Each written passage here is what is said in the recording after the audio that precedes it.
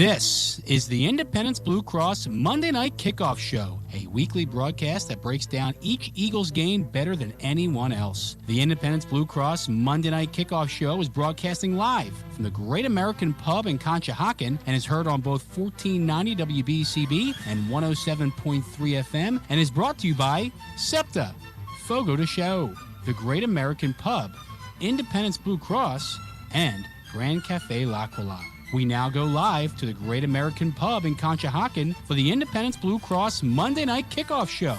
Now, here are your hosts, Paul Domowitch and Paul Jolovitz. And welcome, everybody, to the Independence Blue Cross Monday Night Kickoff Show from the beautiful Great American Pub in Conshohocken with great food, a million TVs. Tonight there will be a football game on here between the Philadelphia Eagles and the Kansas City Chiefs, and we are here to talk about it with my co-host, Mr. Paul Domowitch. Domo was actually supposed to be in Rio de Janeiro at a Taylor Swift concert tonight, but rerouted himself to come here tonight. Domo, how are you? I'm doing well. I was going to be a little too hot down there, so I didn't. Yeah, a little too hot down there. Better football up here, and our guest tonight's a great guy. We had him on last year. Former colleague of Mr. Domowitch is at the Philadelphia Daily News. Wrote football, wrote hockey. Man About Town has a podcast now. From Charlotte, North Carolina, Mr. Les Bowen. Les, how are you? Just great, Jolly. How much are you guys looking forward to this game? I mean, it's been 15 days. Seems like forever since they played the Cowboys. The bye week for both teams. We know about Andy's record after the bye, whatever, but self-scouting, injuries healing, self-evaluation. Damo, when you put it all in the blender, everything you're expecting tonight, has it seemed like forever and ever and ever?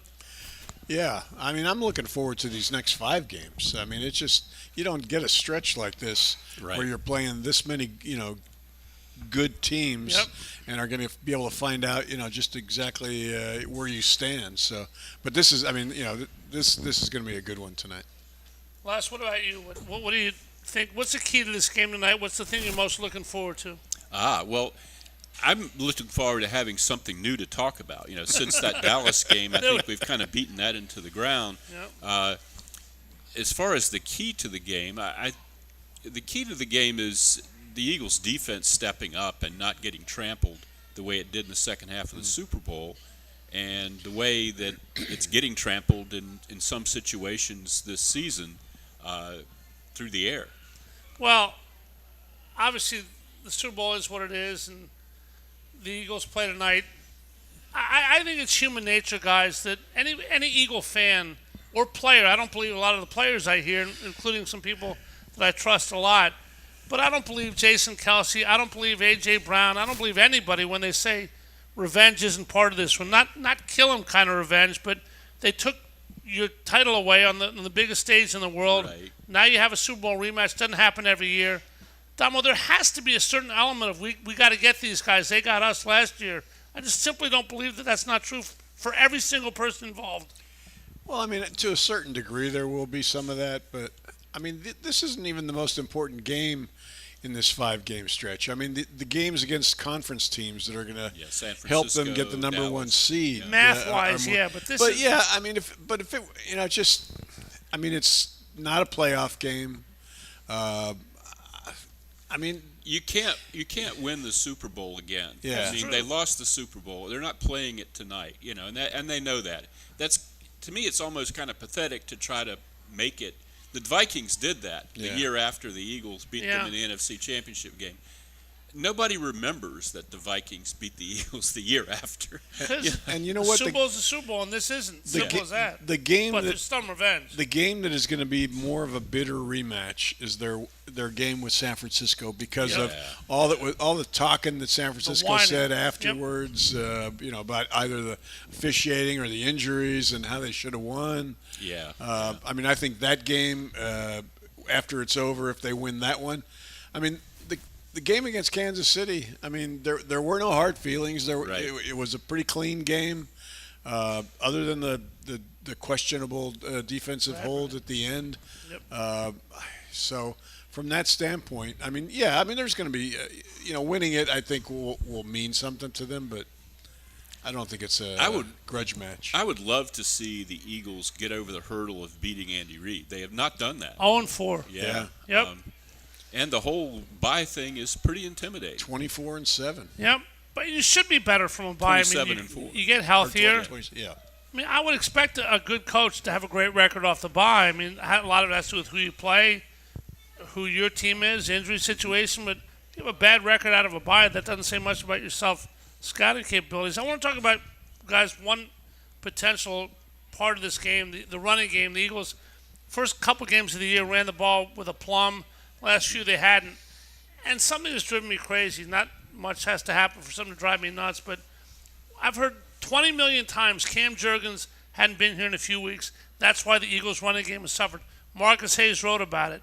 Come on, guys, that's ridiculous. If you have an offensive line of 5 guys, 2 are going to be Hall of Famers, 2 other All-Pros, and Cam Jurgens, I'm not saying it has nothing to do with it, Les, but a running game doesn't go from top of the NFL to pedestrian because Cam Jurgens playing out of position isn't there.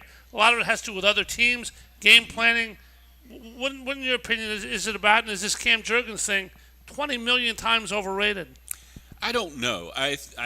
Damo mentioned something in a piece he wrote last week about how last year with Shane Steichen they ran a lot to the left side where the big boys are, Mailata and Dickerson, and now they're trying to run more to the right side where they've had this revolving door of right guards. So I think there is an effect there. And I also think with offensive lines it's often about cohesion and being able to work with each other and pass off games and things like that, and maybe that just hasn't been there.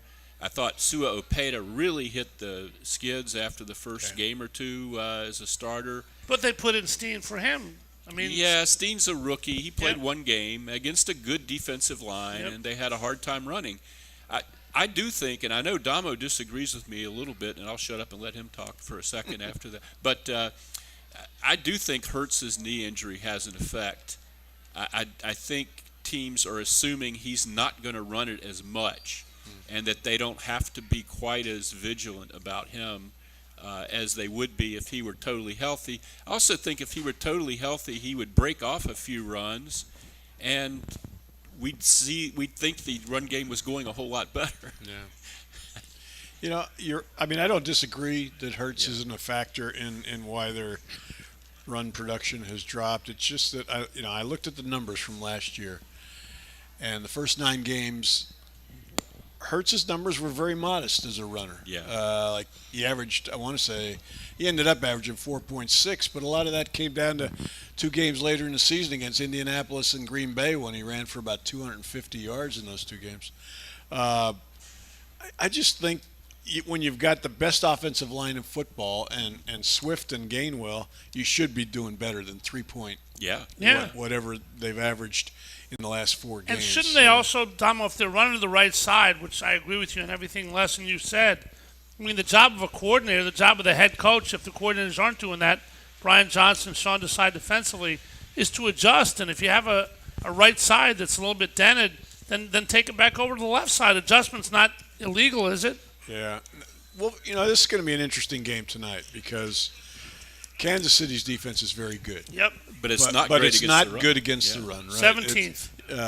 I want to say it's even lower. Maybe I'm looking at yards per carry. All right, yards per game. They're like 25th or something. So, I mean, the circumstances, this is a game you want to be able to run in. You want to keep Mahomes off the field. Mm-hmm. You want to control the football, which they've done plenty of times this season. I mean, you go back to, some of their better games, it's when they've controlled the ball with the run. So I think tonight we're going to find out if they can run. And they're getting, if Jurgens is a factor, he's back. So, or has been a factor, they get him back tonight. So that's not a factor as far as him being out. All right, guys. Also in this one, so many angles and so many ways to pursue this game that I think are being overplayed. I don't know how else to say it. Patrick Mahomes obviously is one of the all-time greats. He's also working with Travis Kelce and 4 guys named Frank in his receiving corps. Be it young kids or after Tyreek Hill left, and then they just got McCole Hardman back, Rasheed Rice they have. How big a factor is Mahomes? Obviously, he's a great player, but what does Sean Desai have to do, Les, to make sure that Mahomes doesn't kill him with Kelce and is held to a reasonable output tonight? Well, I think you have to get to him and somehow get him down, which is very, very difficult. He's only taken 12 sacks all year, even though they have 2 new tackles, and neither of them is very good. teams get a lot of pressure on Mahomes, but they don't get sacks. And when he's running around out there, just because you flush him out of the pocket, you haven't accomplished anything yet. No, he's in very fact, good. he's deadly in that situation. Yep. And so I really think they have to mess him up and really disrupt him, block some passes, just really get in his face a lot. But that having been said, you're right about the weapons. I was amazed at how similar his stats are to Jalen Hurts' stats this year. They're almost interchangeable in almost every statistical category, and except one, the yards per pass. Yards per pass, he's averaging very little because he's just dinking and dunking down the field. He's not going deep to Tyreek Hill. Damo, can they stop? Obviously, you're not going to stop Travis Kelce. You can help to contain him. You can put Bradbury on him. He's too small. You can put a linebacker on him. He's not fast enough. You can put a safety on him. Maybe Byard can step up this game. How do you keep Travis Kelce from killing you? Well, I think Byard's one of the keys. He's had two more weeks to get adjusted to this defense. It's one of the things he did well in Tennessee was defending tight ends. So, he's the logical guy to spend a lot of time with him. They're also getting Bradley Roby back tonight, which I think helps inside. So, those two things. Again, they've had the Super Bowl. I think Kelce had some pretty good numbers. They played him 2 years ago. He had very pedestrian numbers. So it depends. Here's an interesting thing. Les mentioned that Mahomes has not been sacked a whole lot. I'm curious if they might think about a mush rush tonight to keep him in the pocket. Right. Put pressure on the mush rush. Because, you saw against Dallas, they let Dak get out a few times, he did some damage. They need to be a little bit more disciplined in their pass rush, and one way would be to sacrifice maybe a split second and getting to him by using a mush rush. Not a bad idea. All right, Les, Dummo brought that up. I'm going to bring up a name. Obviously, the Eagles have a tremendous defensive line. Jalen Carter, Jordan Davis, Milton Williams played well inside, Josh Sweat. But to me, the key to it all is a guy who almost got to Mahomes. If almost was a criteria, he'd have 8 almost last year, 8 near hits. Hassan Reddick's got to play a great game tonight. Do you agree? Yeah, I do. I think he will play very well. Ever since he got that wrap off his hand, he's been tremendous. Yeah. There's one pattern with the Eagles' pass rush that does concern me a little bit. It seems to me like they really crank up the pressure and get the sacks in the fourth quarter a lot. I would like to see them on those first few possessions where they've really been kind of helpless against a lot of teams, get some sacks then and kind of, don't spend a lot of time figuring out what the other team's doing. He's exactly right, Damo. Why do the Eagles sack quarterbacks in the fourth quarter, not others? And if they're not coming out of the gate hard in a game where you want to get the lead, run the ball, control the clock, all those things, Deshaun decide blitz a little bit more, send people from weird angles. Mahomes is great against the blitz, but do you have to take that chance? Well, he's not a big blitzer. There have been a few games, mostly against inexperienced quarterbacks, where they've blitzed more than they do against Dak, and they won't blitz a lot against Mahomes because, you can't fool him. So, I think a lot of times the numbers are skewed early because teams are able to get the ball out quickly. Yeah. I think it takes a while before the Eagles' defense finally figures out a way to make a quarterback hold on to it a little bit with their coverage schemes and stuff. What concerns me mostly is their third down defense. Yes. They're just that's where back when Jim Schwartz was the defensive coordinator, even the last couple of years, third and long, they were going to punt. They were not going to get a first down on you. Now it's the last 5 games, 6 games, 3rd and 6, 3rd and 7, 3rd and 8, 3rd and 10, there's been 3rd and 12s and 15s that that's how you people kill a have football converted. team. Yeah, Yep. That just breaks your back, keeps the drive alive. So they can't afford that tonight. All right, there's one stat that I think also will rule this game. We'll talk about it when we come back. Also, our guest Les Bowen has uncovered that a certain Kansas City tight end apparently is dating a popular singer. We're going to unleash that and tell you who that is when we come back. Hint, she's got a concert before 700 million people tonight in Brazil. This is the Independence Blue Cross Monday Night Kickoff from the Great American Pub in Conshohocken. We are happy to be here. There's great food, great TVs. A lot of people have a good time here. You can catch us on WBCB Sports, or you can catch us on YouTube Live by searching WBCB Sports. And we are back with Les Bowen and Paul Domowitch right after this. Stay with us. Since 1991, the Great American Pub in Conshohocken has been offering an authentic and memorable experience for guests looking to dine in or enjoy the bar and nightlife. Located at 123 Fayette Street in Conshohocken, the Great American Pub has all your craft beer selections and some of the best food options anywhere. While you're there trying their buffalo chicken spring rolls or Maryland crab cakes, enjoy your favorite sporting events on their numerous televisions surrounding the bar. Visit them at 123 Fayette Street in Conshohocken or learn more online at thegreatamericanpub.com. I'm always striving to live my healthiest life, so I need a health plan that has my back. With Independence Blue Cross, I get access to the largest network of doctors and hospitals in the region and free virtual doctor visits 24/7. Plus, with premiums as low as $0 per month, I can stay on top of my health and keep my budget in check. Independence has given me coverage I can count on, and they'll do the same for you. Explore your coverage options and enroll today at ibx.com. The cooler weather has its pest problems such as spiders, bed bugs, roaches, and mice. These problems can be fixed easily and inexpensively with termite proofing and pest control. Call now at 215-639-5455. That's 215-639-5455 for termite proofing and pest control of the Delaware Valley.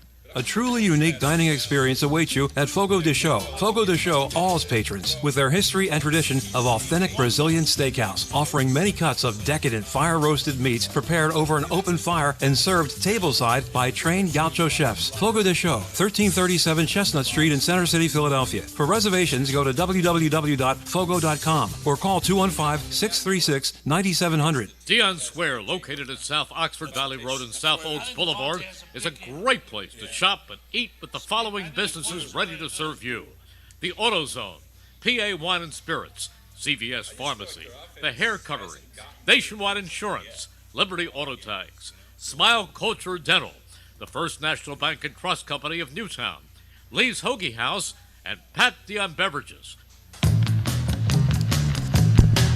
We now return to the Great American Pub in Conshohocken for the Independence Blue Cross Monday Night Kickoff Show. Once again, here are your hosts, Paul Domowitch and Paul Jolovitz. And this is the Independence Blue Cross Monday Night Kickoff Show right here on 1490 WBCB and 107.3 FM. We're at the Great American Pub in Conshohocken, where we are all year. Chuck and Jerry and Guy set us up well. Les Bowen, Paul Domowitch, my co-host, joining us tonight. Les Bowen broke the story about Travis Kelce dating a certain pop singer. I do have a real question for you, Les. We talked about this before the show. If somebody gave you $50,000, told you got to put it on red or green, and in this case red or green, is which name gets mentioned more tonight, DeAndre Swift or Taylor Swift? Well, I'm going to go with DeAndre tonight because Taylor's not going to be there. You know, this was going to be a huge deal with the Swift and the Kelce families meeting for the first time, which I guess is still going to happen. I don't really know. But Taylor had to postpone a concert Friday in Rio because it was 140 degrees. And so apparently it's cooler, and they're going to have the concert tonight. And so she's going to be down there and not in Kansas City. So I kind of think you'll certainly hear her name. But DeAndre Damo is good for probably 15 touches. How many times will they mention that Taylor's not there? More or less than 15?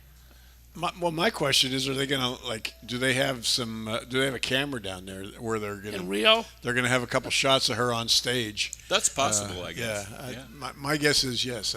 I'm gonna say DeAndre tonight too. I think because of the fact that she's not going to be there. Now we might see if you throw in the shots of her parents and Donna Kelce. Yeah, then you tip the balance. Yeah, then it might even out. All right, guys, T.O. is not here anymore, but T.O. is the story of the game tonight with an apostrophe S. In other words, T.O.'s turnovers. You win the turnover battle, you got a good chance of winning the war. Eagles have not created turnovers, Damo, unless They have given the ball. 4 interceptions. Yep. They have 4 interceptions. They had 17 last season. Why is that, and what do they have to do to improve that, guys? Well, the good news tonight is that Kansas City isn't very good at it either. As good as their defense is, they have a worse turnover differential than the Eagles. So I think, but the fact that both of these teams haven't been very good in that department means whoever is good at it tonight is going to have a decided edge. So Yeah. It's odd for two teams this good to be this anemic in that stat list, isn't it? Well, I mean, the Eagles' pass defense is so reactive now. I mean, they're not very aggressive. I mean, they're just holding on for dear life. So you're not going to see, they've got 4 interceptions, which I think is the 3rd fewest in the league. The Cowboys have a guy with 4 pick sixes by himself. Yeah. A lot of that is luck, if you ask me. But as far as the interceptions go, they've had 8 different slot corners. I just think they've played a lot of really inexperienced guys. They played a lot of guys who just get here and practice once and go out there. And I just don't think they have the cohesiveness. They're not playing together. They're not getting, if somebody tips a ball in the air, there's not somebody right there to catch it. The guy that they cut dropped an interception in the end zone. Was that Terrell Edmonds? Was that who that was? Yeah. They traded him. Yeah, I'm sorry. They traded him. They didn't cut him. Yep. It's just, I do think turnovers sometimes have a lot to do with luck, and you can't really factor that in. But you do need to be, Slay could be a little more proactive, I guess. They don't have C.J. Gardner-Johnson anymore, who was like a turnover magnet last year. Frankly, I thought a lot of his were luck. Well, when you mentioned this with the slot corners, guys, I mean, I got asked this last week. I wasn't sure how to respond. I mean, Avonte Maddox obviously hurt. Yeah. Was a slot corner. Somebody said, "How good is Avonte Maddox? Is he the freaking GOAT?" I mean, no, but he's pretty darn good at this. And he worked well with those guys. Absolutely. That he knows the guys around him. They've worked together. Was he that good, or his replacements that bad? Is it something scheme-wise, Domo? It's not an easy position to be good at, slot corner. I mean, Avonte Maddox couldn't play outside. He couldn't survive because he wasn't big enough. I mean, you need certain skills inside. You need to be quick. You also need to be able to be able to play the run. Yeah. Tackle. And despite his size, one of the reasons he kept getting hurt, I think, is because of his size inside. But he had the skills to play inside, and he was smart enough that. You have to be able to filter through traffic. Yeah. It's not so much you're not running free. You're not running a 4-3-40. Right. It's not like a linebacker who's just going downhill. Right. You're trying to not get picked and work around people. Lateral quickness is very important there.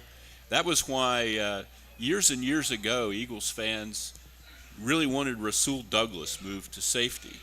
And one day, I don't know if it was Schwartz or if it was the defensive backs coach, just up and admitted to us, he doesn't move laterally well enough to play the slot. You have to be able to do that. It's not just you take a slow guy and put him inside. It's not quite that simple. And since then, Rasul Douglas has gone on to a career with other teams where he's become a take got another pick yesterday. magnet. Well, I watched that last night or yesterday, whenever the heck it was, and so he's playing press in Buffalo, which is perfect for him since he doesn't have long speed, but he's a big physical corner. And he will jump routes and be aggressive, and that's a wonderful way to use Rasul Douglas. All right, I got a wonderful way to use both you guys because both of you are sharp guys. Questions aren't always in the form of questions, and this one's not going to be, but you'll both understand it, and I trust you'll both respond to it in a meaningful way. I'm going to give you 4 names. Put those 4 names into your personal blenders and see what comes out. A.J. Brown, Devontae Smith, L'Jarius Sneed, Trent McDuffie. Go. The Eagles' two wide receivers. And the corners they're going to be glad to cover them. What's the question? Kansas City's got good corners. Can Brown and Devontae cave them in? Can they get behind them? Absolutely. Do you expect them to? A number of times, yeah. I mean, I think this is going to be a high-scoring game. You do? Okay. I mean, protection is going to be key, but I don't. That's that getting Juergens back.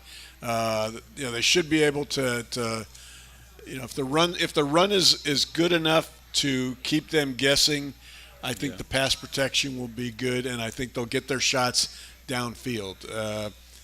My concern is that they're Kansas City's defense is good enough. It's not going to give you a lot of those. Yeah. So you're going to have to use your running backs in the passing game. I don't know how we're going to find out tonight how they replace Goddard. When he missed 5 games last year, they pretty much played the same personnel grouping, just plugged in Jack Stoll, and Jack Stoll didn't catch any passes. A lot of people think Julio Jones is going to line up as a tight end and not block for the run, but run a couple tight end routes. You see that happening? Maybe. I don't know. My feeling is Julio doesn't have a whole lot left.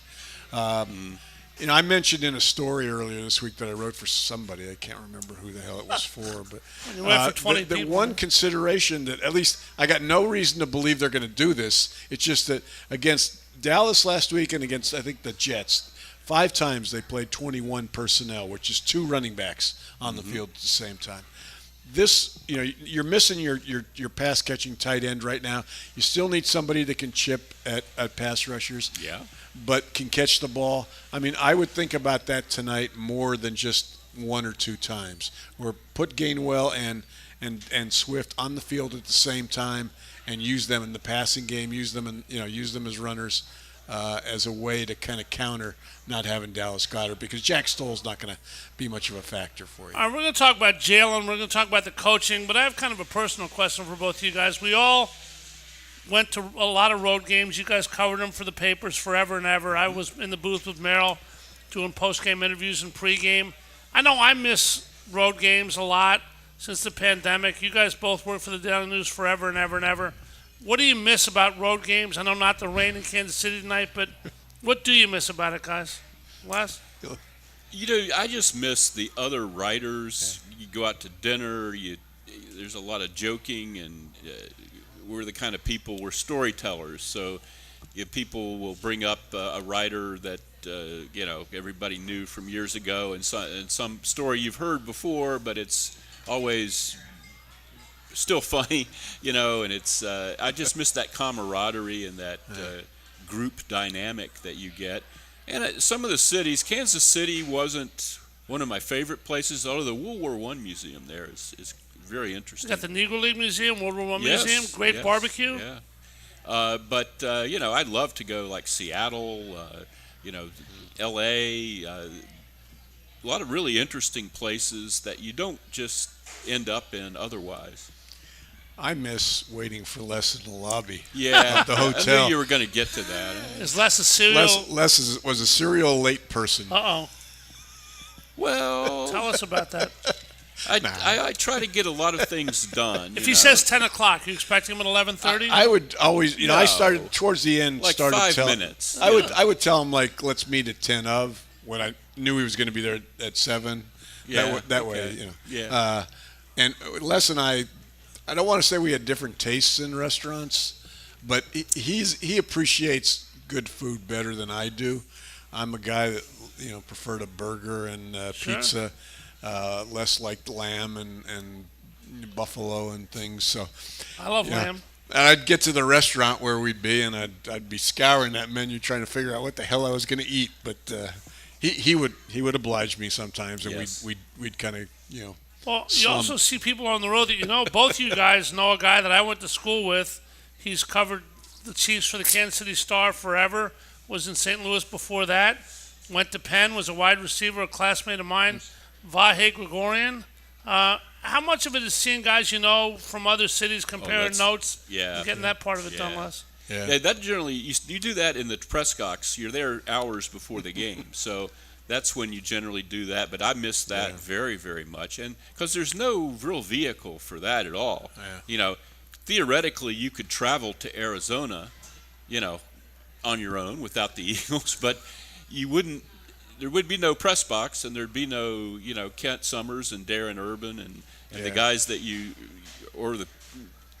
guys and women that you usually see when you go to these places. And, I miss that a great deal. It's one of my – I don't regret retirement at all. I enjoy retirement, but that's one of the things that you notice you don't have anymore. Towards the end, though, and Les probably, I'm sure will agree with me, we'd look around our last couple of years at the Inquirer when we were shortly going to be retiring, and realized we didn't know anybody. Yeah. I mean, all of the guys that we covered football with for 20 years had either taken buyouts, retired, been laid off, and all these kids around us. It was like babysitting. In fact, The Athletic has recently hired a guy, Brooks Kubina, to cover the Eagles. He's a very good writer, but he's an acquaintance of my son Dan, which makes me feel really old. Dan knew him before I did. Well, small world. I mean, with the media, with the advent of everything online and podcasts and everything like that, I mean, I feel the same way. It's a shame in some ways. They call it progress, though, guys. Progress is measured in different terms. Jalen Hurts has hopefully progressed from his knee injury the last week while he's been off. Yep. Yeah. We're going to talk about his role in this game. A lot of people think this is a showdown for the MVP. I think it's a little early for that. But it is what it is, and Jalen Hurts is a top quarterback in the NFL. What does he have to do with the Eagles winning this game? How much does he control the tush-push in various incarnations? What can Jalen do to put the Eagles 9-1 after tonight's game? We'll be back from the Great American Pub and talk about Jalen and much, much more right after this. Since 1991, the Great American Pub in Conshohocken has been offering an authentic and memorable experience for guests looking to dine in or enjoy the bar and nightlife. Located at 123 Fayette Street in Conshohocken, the Great American Pub has all your craft beer selections and some of the best food options anywhere. While you're there trying their buffalo chicken spring rolls or Maryland crab cakes, enjoy your favorite sporting events on their numerous televisions surrounding the bar. Visit them at 123 Fayette Street in Conshohocken or learn more online at thegreatamericanpub.com. Millions of Americans are losing their medical assistance or Medicaid coverage. If this affects you, Independence Blue Cross can help. You may be eligible to enroll in a health plan for as little as $0 a month. With Independence Blue Cross, you get the largest provider network in the area, including most Keystone First doctors and hospitals. We also offer free 24/7 telemedicine, coverage for hospital stays and prescriptions. See if you qualify for $0 health insurance and enroll today. Call Independence Blue Cross at 1-844-464-2583 or visit ibx.com/staycovered. Pests are a year-round problem, but it only seems to elevate in the fall. Thankfully, termite proofing and pest control can help you out. TPPC will help you get rid of household pests like spiders, bed bugs, roaches, and mice. TPPC only uses EPA-approved material applied by licensed technicians. Call them today at 215-639-5455. Again, that number, 215-639-5455 for termite proofing and pest control of the Delaware Valley. A truly unique dining experience awaits you at Fogo de Chão. Fogo de Chão awes patrons with their history and tradition of authentic Brazilian steakhouse, offering many cuts of decadent fire-roasted meats prepared over an open fire and served tableside by trained gaucho chefs. Fogo de Chão, 1337 Chestnut Street in Center City, Philadelphia. For reservations, go to www.fogo.com or call 215-636-9700. Dion Square, located at South Oxford Valley Road and South Olds Boulevard, is a great place to shop and eat with the following businesses ready to serve you: the AutoZone, PA Wine and Spirits, CVS Pharmacy, the Hair Cuttery, Nationwide Insurance, Liberty Auto Tags, Smile Culture Dental, the First National Bank and Trust Company of Newtown, Lee's Hoagie House, and Pat Dion Beverages. We now return to the Great American Pub in Conshohocken for the Independence Blue Cross Monday Night Kickoff Show. Once again, here are your hosts, Paul Domowitch and Paul Jolovitz. And thank you to everybody for coming tonight. Hope everybody has a happy Thanksgiving, a happy, healthy, and safe holiday season. I'm sure Les and Damo and our producer Chris Hermer and Gus Barber back at the station join me in that. Jalen Hurts tonight, guys. Number one has hopefully not recovered because he wasn't infirm before this, but his knee's gotten better. The bye week can help do wonders for you. The weather could play a role tonight. It's raining in Kansas City. How does that play into Jalen and Mahomes, and then what do you expect Jalen to do, guys? Well, I mean, at his press conference, he indicated he's feeling a lot better. Yes. I don't think we're going to see him go on a tear and start running all over the place. I mean, he hasn't done a whole lot of that the entire year. I think they've decided they want they want him healthy at the end. So not as many RPOs as last year. Not even close. Well, the numbers have been high. I mean, they've run RPOs. It's just that he hasn't run with it. Right. But yeah, the rain. It's going to be interesting to see what a wet field, the impact it has on everybody, including the quarterbacks. Les, we know that the wetness of the field wasn't the problem in the Super Bowl. The field itself was. I mean, obviously both teams play on it. Mm-hmm. Who do you think a wet field helps more tonight or hurts more tonight, Eagles or Kansas City? I don't think it really is going to be a huge factor. On a natural grass field outdoors, you can just get spikes that dig in. I mean, I don't think the pass rush will wilt because it's raining. If anything, it might make the ball harder to hold on to. I was going to say, when you were asking what Jalen Hurts needs to do, not turn the ball over is number one. I mean, that's a very obvious thing, but it needs to be said. No fumbles, no interceptions. The Eagles seem to sort of specialize in funky plays where suddenly the ball's bouncing around, and you just can't do that tonight. You have to be very secure with the ball, not take any chances with it, and be mindful of the fact that it's raining. How about doing something that I've been pushing for 2 years, guys? I realize analytics rules the world. I majored in stuff in college that had a lot to do with analytics, but this deferral garbage, why do you defer? You have an offense like the Eagles do. Your first drives, you've been potent all year. You certainly don't want to give it to Kansas City. You win the toss, you take the friggin' ball and forget about that other garbage. How do you feel about that? Not as strongly as you do. Why? Charlie. What do you want to give the ball to the other team? Well, I mean, if you're Sirianni, here's the way you're looking at it: that you're late in the second half, late in the second quarter, you get the ball and score.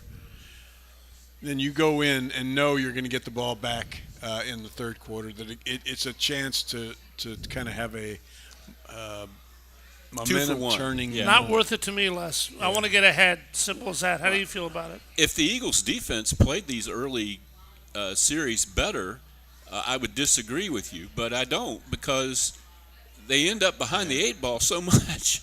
Because they in previous years they had been playing well on early possessions. I agree with you, the defense, but I don't want to be behind 7-0 and chasing the game. And, Hurts is sitting there for the first 5, 6, 7 minutes of the first quarter. And I just don't – I kind of agree with you, Jolly. I don't mind having the ball first if you do something with it. If you don't do anything with it, then I think you've really screwed up. I really think that first possession is often scripted. Important. I mean, obviously, yeah.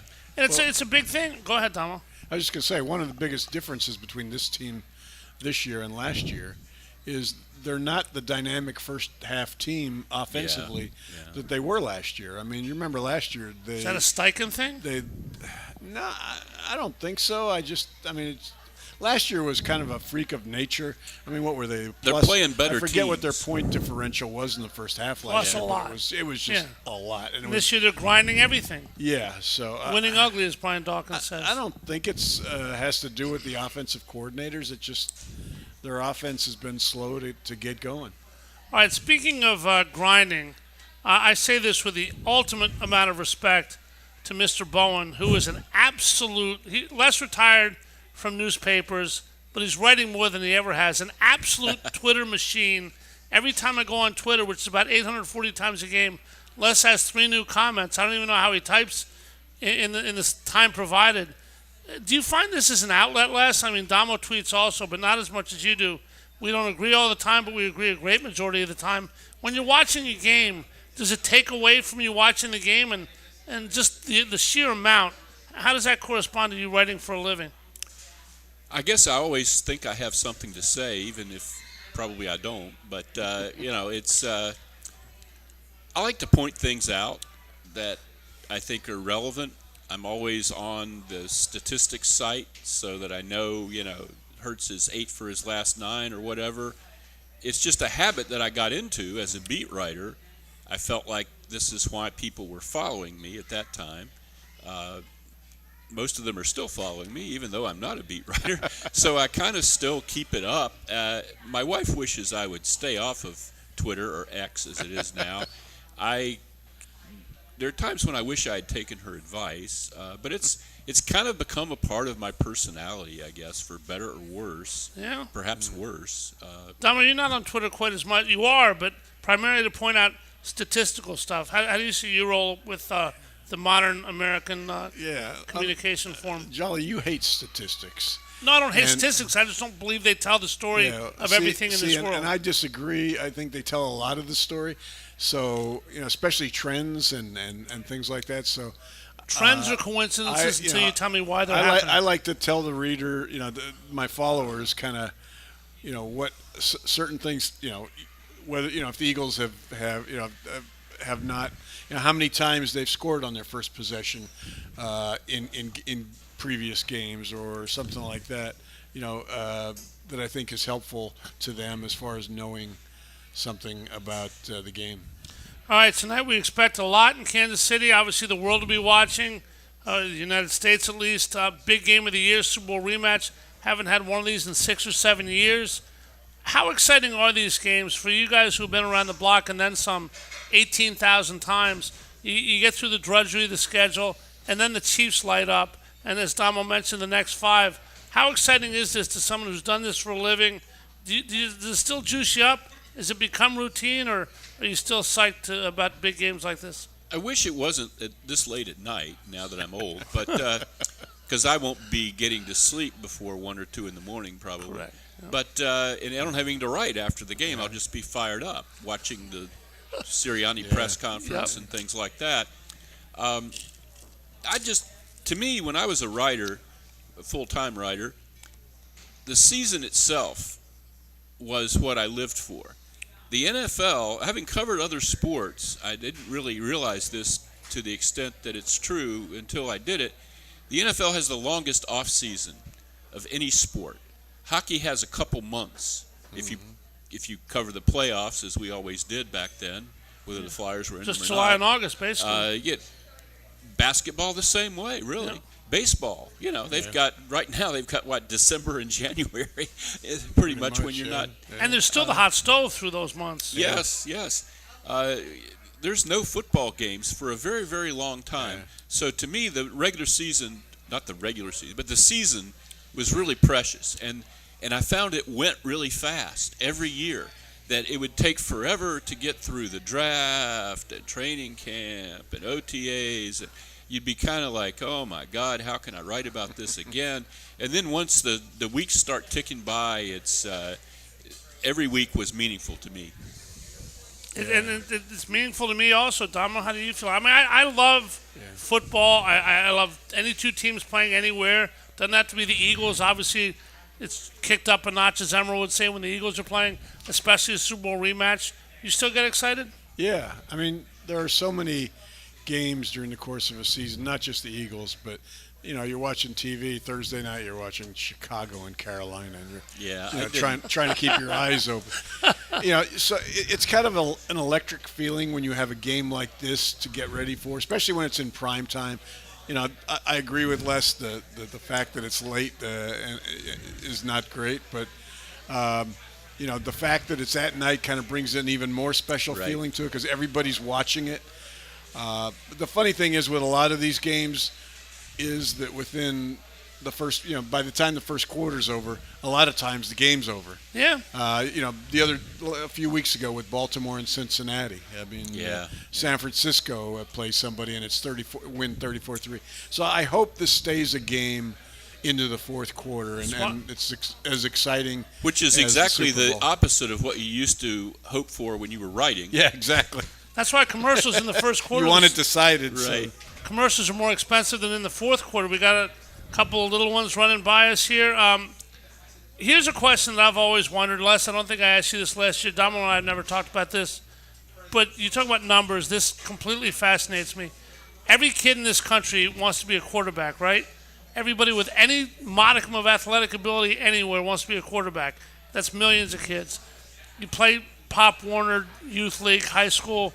Still, you're not switching sports. If you're a good quarterback, you're not going to another sport. You're not going to soccer like soccer players go to football. Then you go to college. There's 18,000 great quarterbacks in college.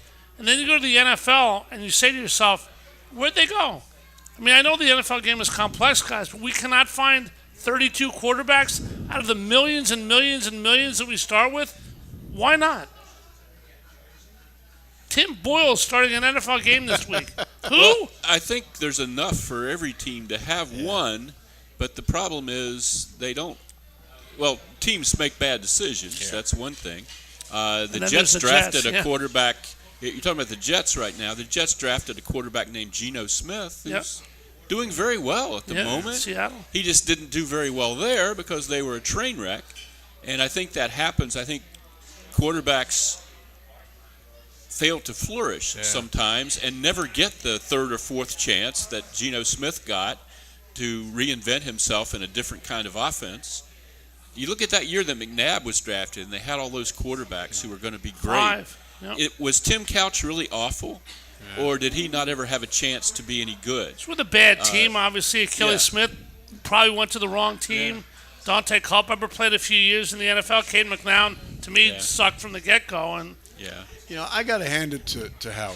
I mean, Howie's made his share of mistakes during his career, but he understands the importance of having a backup quarterback with experience, so that if you expect the worst and something happens to your quarterback, it doesn't put you out. I mean, he's got in Mariota a guy that can step in and they could win with. He drafted Jalen Hurts for the same purpose. I mean, he thought he'd be a capable backup. I mean, he didn't see him as the guy he turned out to be. I mean, he thought maybe it could happen if he developed. But a lot of teams don't share that philosophy. Right. They still think, I don't want to they look at the cap and the distribution of the money and say, why do I want to spend $8 million a year on a backup quarterback that might not play? I'm going to go get myself an edge rusher or a cornerback that instead. So, kudos to Howie for that. Kudos to Howie, absolutely. It's fascinating that you can't stock 32 NFL teams with 64 competent quarterbacks, much less 32. When we come back, we're going to take a look around the NFL. A lot of stuff went on yesterday. Detroit nipped at the Eagles' heels. San Francisco, Dallas. The NFC playoff picture starting to take shape. The AFC playoff picture is starting to take shape as well. Very muddled over there. We'll take a look at the whole thing. Eagles-Chiefs tonight in about an hour. We come back with the final segment of our Monday Night Kickoff from the Great American Pub in Conshohocken. Right after this. Stay with us, folks.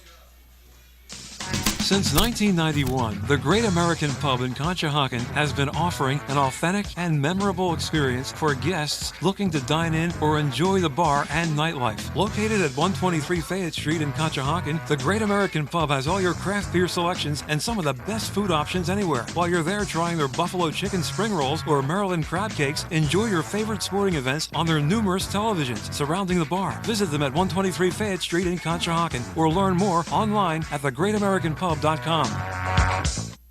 Independence Blue Cross, we believe in giving you the tools you need to pursue your healthiest life. From premiums as low as $0 per month to health discounts and cash rewards, it pays to have coverage with Independence. With the strongest network of doctors and hospitals in the region and free 24/7 virtual doctor visits, you can feel confident that quality care is always within reach.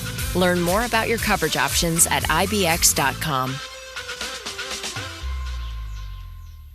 The cooler weather has its pest problems such as spiders, bed bugs, roaches, and mice. These problems can be fixed easily and inexpensively with termite proofing and pest control. Call now at 215-639-5455. That's 215-639-5455 for termite proofing and pest control of the Delaware Valley. A truly unique dining experience awaits you at Fogo de Chão. Fogo de Chão awes patrons with their history and tradition of authentic Brazilian steakhouse, offering many cuts of decadent fire-roasted meats prepared over an open fire and served tableside by trained gaucho chefs. Fogo de Chão, 1337 Chestnut Street in Center City, Philadelphia. For reservations, go to www.fogo.com or call 215-636-9700. Dion Square, located at South Oxford Valley Road and South Olds Boulevard, is a great place to shop and eat with the following businesses ready to serve you: the AutoZone, PA Wine and Spirits, CVS Pharmacy, the Hair Cuttery,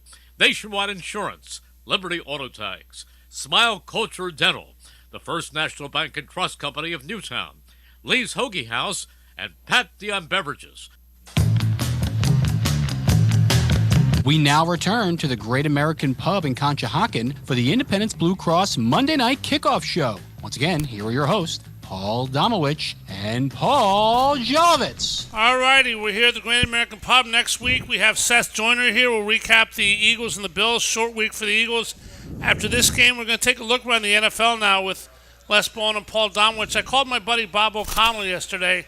I said, Bob, do you have any idea what your son's doing? He goes, no, we haven't been able to find him. I said, he's playing quarterback for the Raiders. Some anonymous quarterbacks, guys, around. We just talked about QBs. Joe Flacco just signed to back up the Browns, who's starting quarterback, played for Chip Kelly at UCLA. Yeah. Tim Boyle is going to start for the Jets, who finally figured out that Zach Wilson isn't as good as any of the three of us. What's the biggest surprise around the NFL now? I mean, something that after 11 weeks, as the buys start to wind down, is throwing you for a loop. Damo? That the Giants have a quarterback whose mom still makes his bed. How do you feel about that, Les? Still lives with mom and dad. Yeah, I was not expecting that. You know, that was a heck of a story up there. And then he had a heck of a game yesterday. Yeah. Maybe there's something to that. I don't know. So, and that throws, I mean, the coaching carousel obviously is going to spin sometime soon. But one of my nuggets that I say, if you lose twice to the Giants when you have a new owner, you're in deep trouble. I think Ron Rivera is on the endangered species list. No doubt about it. How many coaches are, guys? I want to say, there's going to be 8 or 9 coaching changes. I mean, there'll be 1 or 2 that, you don't expect. But, I mean, New England's a possibility. I mean, we don't know what's going to happen there. It's a very good possibility. Yep. The Jets, I mean, you never know with Woody Johnson. I mean, he may just decide Robert Salah, goodbye. Yeah. Washington, like you said, I think Chargers. Carolina, I think Frank Reich, if they continue to be the worst team in the league week after week after week, you can't go forward with that. What about the thought, though, Les? You're from Carolina. You probably delved into this a little bit more than I have or Damo. David Tepper, the owner of the Carolina Panthers, is a hedge fund guy. Obviously, he's a lot smarter than we are. He's worth like $20 billion. But he wanted... That doesn't mean he's smarter than we are. You're right, it doesn't. He wanted Bryce Young. Frank Reich apparently wanted C.J. Stroud. Yeah. He was overruled by the owner, and now he's got to reap the benefits of David Tepper's decision. Is that fair? Is it not fair? No, but Tepper... My experience with owners is that Tepper won't own that. Of course not. You shrug it off. Bob did it. I didn't do it. Well, Johnny Manziel was the owner's decision in Cleveland, except when he turned out to be an embarrassing mistake, the owner got rid of everybody else. He didn't fire himself, so that's just the way it works. And what about C.J. Stroud? A lot of people we talk about Hurts and Patrick Mahomes in the MVP conversation. C.J. Stroud's an automatic Rookie of the Year. Yeah. To you, is he in the MVP conversation? Obviously, DeMeco Ryans doing a great job in Houston. Yeah. They're in the playoff hunt. Where does C.J. Stroud fit in the big picture? Right now, you'd have to throw him in there in a group for the MVP. I mean, nobody expected Houston to be 6-4 right now. They're probably not going to. I don't think they'll beat out Jacksonville for the division title. But I mean, basically, an MVP is how important are you to your team, and it's hard to not make It's easy to make an argument that he's as valuable to Houston right now as anybody in the league. Yeah, statistically, when have we seen a rookie quarterback season like this? Not in a while. Man. I mean, it's very hard to play in this league because of complexity. Yeah. Unless, we've never talked about this, I don't think. One of the things that I like about Jalen Hurts so much and about Patrick Mahomes, it wasn't true for Joel Embiid last year. Some guys it is, some guys it isn't. I like guys who can win the MVP or be in the conversation organically, who don't change their game, who don't have to show the public how good they are. They just play and the public will see how good they are. How important is a player, in your opinion, that does not care about anything individual and plays just for the team? Because it is why I like Jalen Hurts the most. Well, yeah, football is very much a team sport. I don't think you can have an individual mindset to the extent that you can have it and flourish in some other sports. Like, for instance, baseball. Baseball is kind of a team sport, but individual format, yeah. Even basketball, the way the NBA is today, is something of an individual sport played by teams. You see a team like the Sixers right now, and maybe that's their secret, is they're playing like a team and not a couple superstars. Is somebody not there this year that was there before? Yeah. I can't He figure used it to out. you're talking about Twitter. I used to take so much crap because I am a casual when it comes to the NBA. I never covered the NBA really, but I did grow up around basketball a lot, and I know it's changed a lot. But that guy standing out there pounding the ball into the floor for 20 seconds did not do a whole lot for me. I did not understand that concept of basketball, and I was glad to see it go away. All right, guys, a few minutes left. Let's look at some teams around the NFL. There's a team that's 8-2 with a coach that I love, and Dan Campbell. I just love the way he coaches. He's got good players. They come back yesterday in the last few minutes against a terrible Bears team with Montgomery, who used to play for the Bears, scoring the winning touchdown. Guys, Detroit Lions, pretender, contender, or I'm not sure yet. Damo? Absolutely a contender. I mean, they were hot at the end of last year. Just got good too late. Let me say again, I'm not talking about for the division. They're going to win the division for the 1 seed. Yeah. The Eagles have to worry about that. Well, I mean, yeah, they do. Easy schedule. They do because of the schedule. Yeah, okay. Look at this. Green Bay, Thursday, Thanksgiving.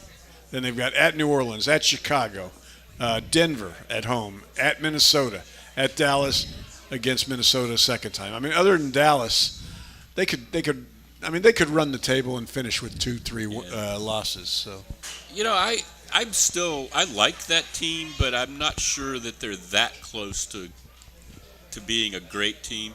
And I respect Campbell, but I like a coach who kind of keeps himself a little. I mean, Sirianni sometimes I question his demeanor. Whether he's really doing his team any favors by being so hyped up and so, over the top all the time. And Campbell was worse. Yeah. And I don't know. I like the Lions. I think they're a great story. I'll be shocked if they're really the NFC team in the Super Bowl this year. We only got another minute or two, guys. This is a Super Bowl rematch. We're obviously hoping the Eagles are in it again. Biggest threat to the Eagles, is it the Lions? Is it the Niners? Is it the Cowboys? We're going to play most of them the next few weeks, Tomo. Niners. Oh, yeah, it is. I hate to – I wish I could give you another answer to play off of what Damo said, but it's definitely the Niners. There's just no question about it. I think they're the whining after the NFC Championship game I didn't like because those are the breaks, and we've seen those breaks go against the Eagles before, like when Donovan McNabb got injured in an NFC Championship game once against Carolina. Yep. But the Niners are really, really good. They made their team better in the offseason. They might have done more to make their team better in the offseason than the Eagles did. Hargraves. They took someone from the Eagles, obviously. And they've done more since then, and adding Chase Young. Exactly. Huge. Yep. I just, unless McCaffrey goes down again, which can always happen, I think that's the one thing about that guy that you kind of cross your fingers every week. I mean, but Purdy's back to being Purdy again. He had a perfect. Who is Purdy? I'm not sure if we're sure if he has a game to win down in the fourth quarter. Is he that guy? We'll find that out in the next couple weeks. People start to separate themselves. Super Bowl rematch tonight. Obviously, a lot of us are going to be watching here at the Great American Pub in Conshohocken. Great food, great TVs, great camaraderie. We have been blessed to have Les Bowen with us tonight. Les, Domino, I really appreciate it. My pleasure. Have a great Thanksgiving and a great holiday season. Thank you so much. Thank you, Damo.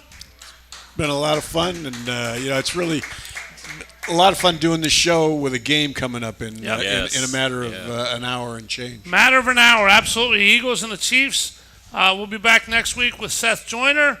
Have a great day. Have a great holiday season, everybody. Happy Thanksgiving. Thanksgiving football, Black Friday football this year. Lots of football. Chris Summer has produced this program. Gus Barber back at the station. Thank you. For the Great American Pub in Conshohocken, this has been the Independence Blue Cross Monday Night Kickoff. Paul Jolovitz for Paul Domowitch and Les Bowen saying have a great week, everybody. Go Eagles. Happy Thanksgiving.